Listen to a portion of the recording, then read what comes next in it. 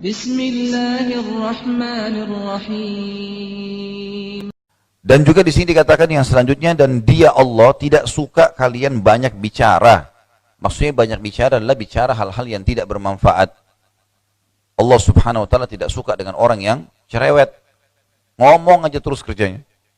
Dari awal ketemu sampai bisa, ngomong terus. Dan ngomong ini tidak tahu entah kemana arahnya.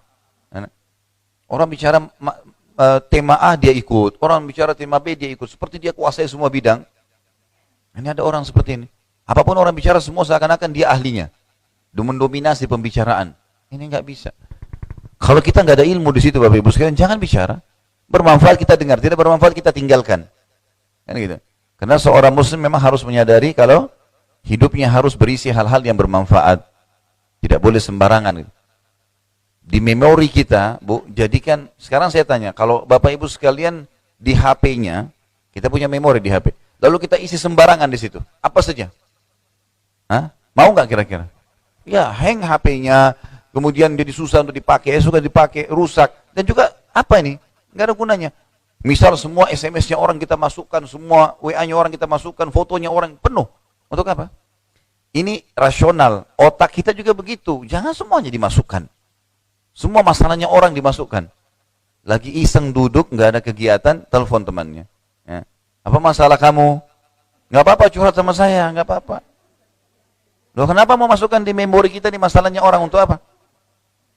Kecuali kita ahlinya dan lagi ditanya. Misal, dokter, datang pasien konsultasi. Wajar itu. Bermanfaat, dia tolong orang lain. Seorang ustadz atau ustadzah ditanya hukum syar'i. Tapi kalau kita iseng sengaja mau mengambil hal-hal milik orang dimasukkan ke memori kita untuk apa ini? Nggak ada gunanya. Semua yang ada di otak kita itu harus sesuatu yang bermanfaat buat kita saja. Dunia dan akhirat, gitu kan? Dimulai dari lisan. Karena orang banyak berbicara ini. Banyak bicara, ya banyak. Di sini juga dikatakan bukan cuma itu ya. Banyak bicara, banyak bertanya. Maknanya banyak bertanya sini adalah bertanya hal yang tidak ada gunanya. Nggak ada manfaatnya. Temannya datang, kenapa kau pakai baju merah hari ini? Kenapa kau pakai baju biru? Loh, kenapa kalau orang mau pakai merah sama biru? Apa masalahnya? Ada manfaatnya nggak pertanyaannya? Nggak. Nggak ada sesuatu yang penting buat itu, gitu kan? Hari ini di rumah kamu sarapan apa? Ya orang mau makan telur, mau makan nasi, biarin aja. Bertanya yang tidak ada gunanya, apa gunanya buat dia?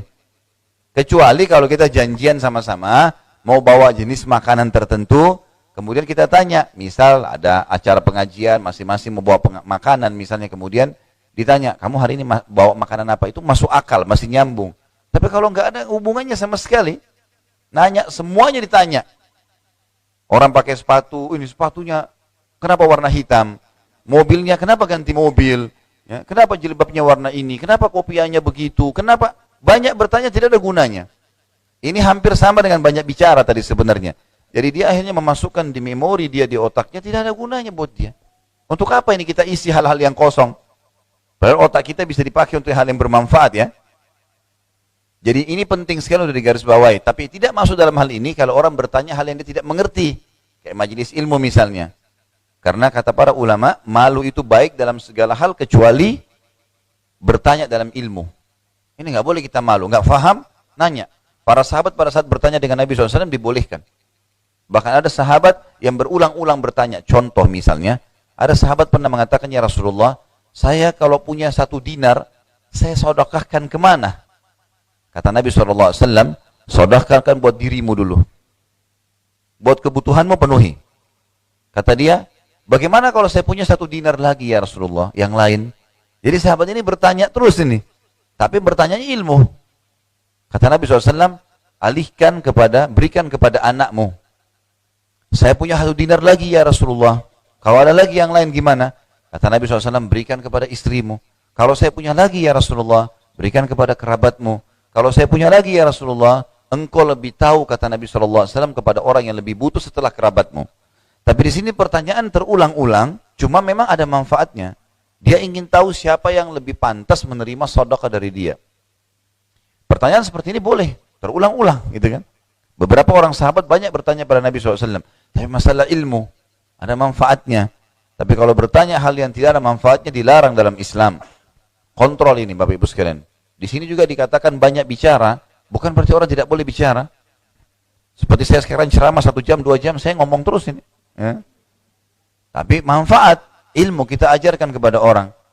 Atau mungkin ibu-ibu dan bapak sekalian lagi ngajar anaknya, lagi diskusi tentang masalah bisnis yang dikembangkan, gitu kan?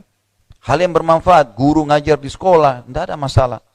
Yang dimaksud ini banyak bicara ini nggak ada sama sekali manfaatnya buat dia.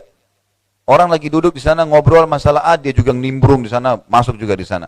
Di sini sudah habis pembicaraan, dia pindah ke sana, pindah ke sana, pindah ke sana. Ada orang begitu ya, baru tutup telepon, telepon lagi yang satu. Baru habis telepon, telepon. Jadi 10 masalah tiap hari diterima sama dia. Nah, ini apa gunanya? Nggak ada gunanya ya. Karena perkataan itu berbahaya sekali. Sekali sudah diucapin, sulit untuk ditarik itu. Sulit untuk ditarik. Makanya seseorang yang pernah datang dalam majelisnya Asy-Syu'bi, dia selalu diam, tidak banyak bicara orangnya. Lalu ditanya sama Syu'bi. Syu'bi ini salah satu ulama tabi'in yang masyhur dengan ilmunya, Masya Allah, dengan imannya. Dia tanya muridnya ini, kenapa kau tidak banyak bicara? Dia bilang, saya dengar, maka saya dapat manfaat. Saya diam, maka saya selamat. Sesungguhnya, seseorang kalau dia fokus kepada, dia konsentrasi dengan kedua kupingnya, dia akan banyak manfaat, dapat manfaat buat dirinya sendiri. Kalau baik dia terima, kalau buruk dia tolak. Tidak ada efeknya ke orang lain. Tapi apa yang dia ucapkan dengan lisannya berefek pada orang lain. Kalau baik bermanfaat, kalau buruk jadi dosa. Kata Syu'bi, saya terus mengulangi perkataan orang ini dalam setiap majelis saya. Karena dianggap manfaat. Ya. Termasuk sekarang Bapak Ibu bisa dengarkan dari saya apa yang disampaikan oleh orang itu. Pelajaran besar.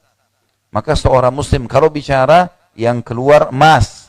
Kalau dia bertanya adalah emas. Maksudnya adalah bobot. Bobotnya bagus. Bukan emas kalau dari mulutnya ya. Nah, jadi di sini difahami adalah hal-hal yang bermanfaat.